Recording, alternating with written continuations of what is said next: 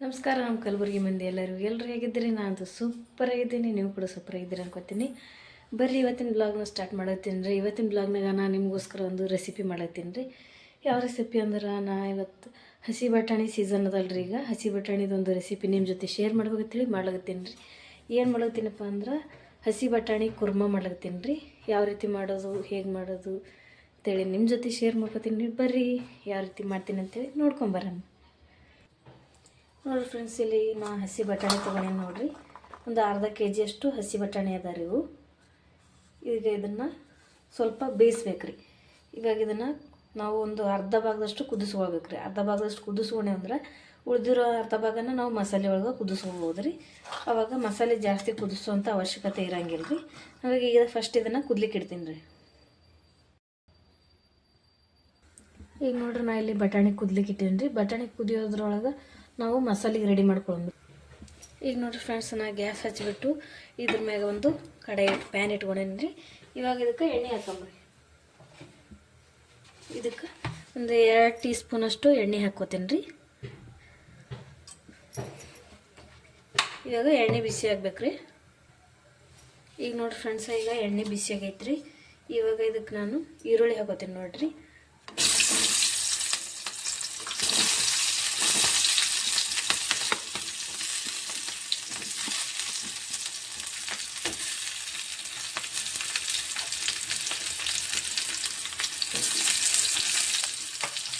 ಇಲ್ಲಿ ನಾನು 2 medium size 2 ಈರುಳ್ಳಿ ತೊಗೊಂಡಿದ್ದೆ. ಇವಾಗ ಇದನ್ನು ಚೆನ್ನಾಗಿ ಫ್ರೈ ಮಾಡ್ಕೋಬೇಕು ರೀ.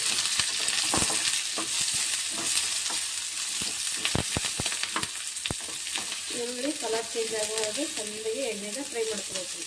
ಅವಾಗ ಮಸಾಲೆಗೆ ಟೇಸ್ಟ್ ಸೂಪರಾಗಿ ಬರ್ತೈತೆ ರೀ. ಇವಾಗ ಇದು ಸ್ವಲ್ಪ ಕಲರ್ ಚೇಂಜ್ ಆಗೋವರೆಗೆ ಹುರ್ಕೋಬೇಕು ರೀ.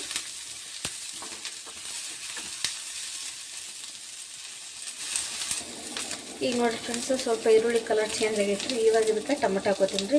2 ದಪ್ಪ ಇರುವಂಥ 2 ಟೊಮೆಟೊ ಹಾಕೊಂಡು ನೋಡಿರಿ ನಾನು.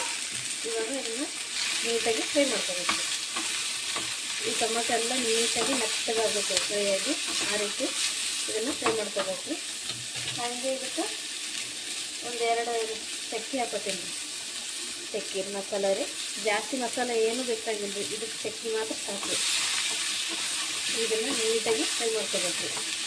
ಟೊಮೊಟೊ ಎಲ್ಲ ಫ್ರೈ ಆಗಿ ಮೆತ್ತಗೆ ಬೇಯಬೇಕು ರೀ. ಅಲ್ಲಿವರೆಗೂ ಇದನ್ನು ಫ್ರೈ ಮಾಡಬೇಕು ರೀ. ಈಗ ನೋಡಿ ಫ್ರೆಂಡ್ಸ್, ಇಷ್ಟು ಬೆಂದಾಗ ನೋಡಿರಿ. ಈಗ ಇನ್ನೂ ಸ್ವಲ್ಪ ಬೇಯಬೇಕು ರೀ. ಇದು ಇಷ್ಟ ಆದಾಗ ಇದಕ್ಕೆ ನಾವು ಕೊತ್ತಂಬರಿ ಹಾಕೋಬೇಕು ರೀ. ನೋಡಿರಿ, ಇಷ್ಟು ಕೊತ್ತಂಬರಿ ಹಾಕೋತೀನಿ ರೀ. ಕೊತ್ತಂಬರಿ ಇದ್ರೊಳಗೆ ಒಂದು ಸ್ವಲ್ಪ ಮೆತ್ತಗಾಗಬೇಕು ನೋಡಿರಿ. ಆ ರೀತಿ ಫ್ರೈ ಮಾಡ್ಕೋಬೇಕು ರೀ ಇದನ್ನು.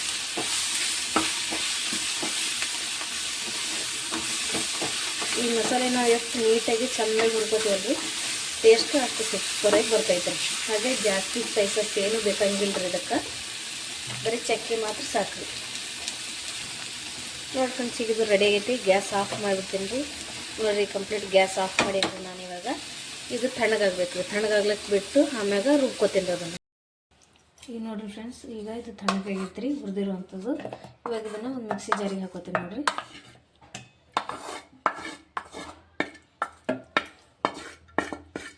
ಇದನ್ನು ಮಿಕ್ಸಿ ಜಾರಿಗೆ ಹಾಕೊಂಡು ನುಣ್ಣಗಾಗಿ ರುಬ್ಕೋಬೇಕು ರೀ.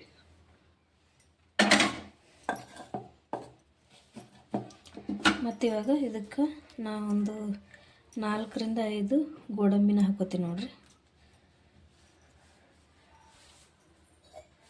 ಹಾಗೆ ಇದಕ್ಕೆ ಒಂದು ಸ್ವಲ್ಪ ರುಬ್ಬಕ್ಕೆ ಒಂದು ಸ್ವಲ್ಪ ನೀರು ಹಾಕೋಬೇಕು ರೀ. ಒಂದು ಸ್ವಲ್ಪ ನೀರು ಹಾಕ್ಕೊಂಡು ರುಬ್ತೀನಿ ರೀ. ಸಾಕ್ರಿಷ್ಟು ನೋಡಿರಿ. ಇದಿಷ್ಟನ್ನು ಹಾಕ್ಕೊಂಡು ರುಬ್ಕೋಬೇಕು ರೀ. ಇವಾಗ ಇದನ್ನು ರುಬ್ಕೊಂಬರ್ತೀನಿ ರೀ. ನೋಡಿರಿ, ಇವಾಗ ಇದನ್ನು ನುಣ್ಣಗಾಗಿ ರುಬ್ಕೊಂಬಂದೀನಿ ನೋಡಿರಿ. ಈ ರೀತಿ ನುಣ್ಣಗೆ ರುಬ್ಕೋಬೇಕು ರೀ ಇದನ್ನು. ಇವಾಗ ಇದನ್ನು ಒಗ್ಗರಣೆ ಹಾಕಂಬ್ರಿ. ಇವಾಗ ನೋಡಿರಿ ಫ್ರೆಂಡ್ಸ್, ಈಗ ಒಂದು ಕಡೆ ಇಟ್ಕೊಂಡೀನಿ ರೀ. ಇವಾಗ ಇದಕ್ಕೆ ಫಸ್ಟ್ ಎಣ್ಣೆ ಹಾಕೋತೀನಿ ರೀ. ಒಗ್ಗರಣೆಗೆ ಎಷ್ಟು ಬೇಕು ಅಷ್ಟು ಎಣ್ಣೆ ಹಾಕೊಂಡೇನಿ ರೀ. ಒಂದು 4 ಟೇಬಲ್ ಸ್ಪೂನ್ ಎಣ್ಣೆ ಹಾಕೊಂಡೇನಿ ನೋಡಿರಿ. ಇವಾಗ ಎಣ್ಣೆ ಬಿಸಿ ಆಗಲ್ರಿ. ಇವಾಗ ನೋಡಿರಿ ಫ್ರೆಂಡ್ಸ್, ಎಣ್ಣೆ ಬಿಸಿ ಆಗೈತಿ. ಇವಾಗ ಇದಕ್ಕೆ ಕರಿಬೇವು ಹಾಕೊಂಡೇನಿ ನೋಡಿರಿ. ಜೊತೆಗೆ ಹಾಗೆ ಈರುಳ್ಳಿ ಹಾಕೋತೀನಿ. ಒಂದು ಮೀಡಿಯಮ್ ಸೈಜ್ ಈರುಳ್ಳಿ ಹಾಕೊಂಡು ನೋಡಿರಿ, ಸಣ್ಣದಾಗಿ ಕಟ್ ಮಾಡ್ಕೊಂಡು ಈರುಳ್ಳಿ ಹಾಕೊಂಡು ಇವಾಗ ಇದು ಎಣ್ಣೆಗೆ ಚೆಂದಾಗಿ ಫ್ರೈ ಆಗಬೇಕು. ಈರುಳ್ಳಿ ಎಣ್ಣೆ ಒಳಗೆ ಎಷ್ಟು ಚೆಂದ ಫ್ರೈ ಆಗ್ತದಲ್ರಿ, ಟೇಸ್ಟ್ ಅಷ್ಟು ಸೂಪರಾಗಿ ಬರ್ತೈತಿ. ಈಗ ನೋಡಿರಿ ಇದು ಎಣ್ಣೆ ಒಳಗೆ ಕಲರ್ ಚೇಂಜಿಂಗ್ ಆಗತ್ತೆ ನೋಡಿರಿ. ಈರುಳ್ಳಿ ಈ ರೀತಿ ಈರುಳ್ಳಿ ಕಲರ್ ಚೇಂಜ್ ಆಗಬೇಕು, ಗೋಲ್ಡನ್ ಬ್ರೌನ್ ಕಲರ್ ಬರಬೇಕು ರೀ. ಇದು ಅಷ್ಟು ನೀಟಾಗಿ ಈರುಳ್ಳಿ ಎಣ್ಣೆ ಒಳಗೆ ಫ್ರೈ ಮಾಡ್ಕೊಂಡು ಆದಮೇಲೆ ನಾವು ಇದಕ್ಕೆ ಮಸಾಲೆ ರುಬ್ಬಿರೋಂಥ ಮಸಾಲೆನ ಹಾಕೋಬೇಕು ರೀ. ಈಗ ಫ್ರೈ ಆಗೈತೆ ರೀ ಈರುಳ್ಳಿ. ಇವಾಗ ನಾನು ಇದಕ್ಕೆ ರುಬ್ಬಿರೋಂಥ ಮಸಾಲೆ ಹಾಕೋತೀನಿ ನೋಡಿರಿ.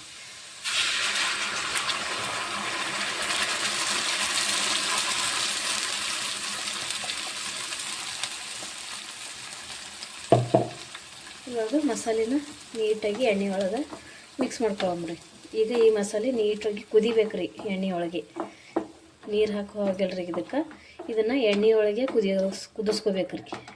ಆವಾಗ ಮಸಾಲೆ ಟೇಸ್ಟು ಕಂಪ್ಲೀಟಾಗಿ ಚೇಂಜ್ ಆಗಿ ಸೂಪರ್ ಟೇಸ್ಟ್ ಬರ್ತೈತೆ ರೀ. ನೋಡಿರಿ ಈ ರೀತಿ ಇದನ್ನು ಕುದಿಸ್ಕೋಬೇಕು ರೀ. ಇದು ಈ ರೀತಿ ಅಂದರೆ ಉರಿ ಕಮ್ಮಿ ಇಟ್ಕೋಬೇಕು, ಇಲ್ಲಾಂದ್ರೆ ತಳ ಹಿಡ್ಕೊಂಡ್ಬಿಡ್ತದೆ ರೀ. ಮೀಡಿಯಮ್ ಫ್ಲೋ ಇಟ್ಟು ಇದನ್ನು ಕುದಿಸ್ಕೋಬೇಕು ರೀ. ಇದು ಕುದಿಲ್ರಿ. ಇದಕ್ಕೆ ಈಗ ನಾನು ಉಪ್ಪು ಹಾಕೋತೀನಿ.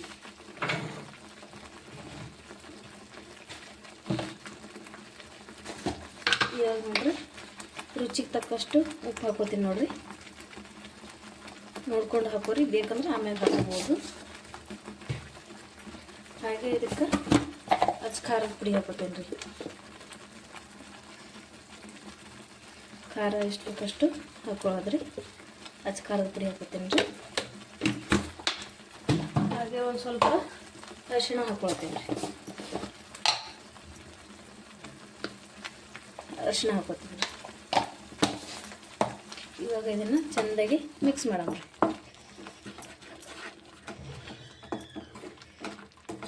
ಇವಾಗ ಇದನ್ನು ಇದೇ ಥರ ಕುದಿಲಿಕ್ಕೆ ಬಿಟ್ಬಿಡ್ಬೇಕು ರೀ. ಇದನ್ನು ಕ್ಲೋಸ್ ಮಾಡಿ ಕುದ್ಲಿಕ್ಕೆ ಬಿಡ್ತೀನಿ ರೀ. ಇವಾಗ ಇದನ್ನು ಕ್ಲೋಸ್ ಮಾಡ್ತೀನಿ ರೀ. ಕ್ಲೋಸ್ ಮಾಡಿ ಒಂದು 2 ನಿಮಿಷ ಕುದ್ಲಿಕ್ಕೆ ಬಿಡೋಣ ರೀ.